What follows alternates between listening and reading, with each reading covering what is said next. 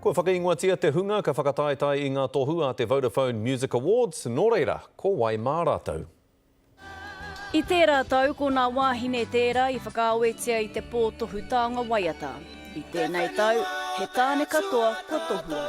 Aha ko anō hea mai koe, ka whawhai tonu mātou mō. Mo te wā tuarua, ko whai wāhia Stan Walker ki te tohu o People's Choice. Ko tohua hoki ai I roto I te wāhanga o Kai Waiata Takitahi. I can tell by the way you walk, by the way you talk, it don't feel right. Mo te wāhanga o Rōpu Waiata Rongonui ko Benny Tipene me tana kōwhai tuatahi. Me te rongo kōrero ko ia tētahi katu ki te whakanaha I te marea I te pōtohu taonga. Speaking words of wisdom, let it be. Mā wea nei toko toru o te pēne House of Shame e whakataetai ana mo te taitara o te kōpaipai Pakiaka. Rātau ko te paetahi o te pura Waiata o Manhattan, Atama Waipara.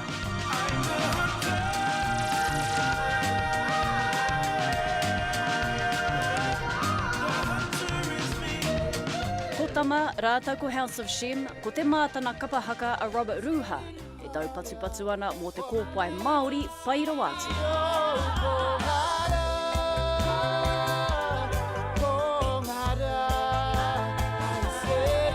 Hei te rua te kau ofiri ngā arangi tu wai te pōtohu taonga nui o te motu. Te ato Melbourne, te karere.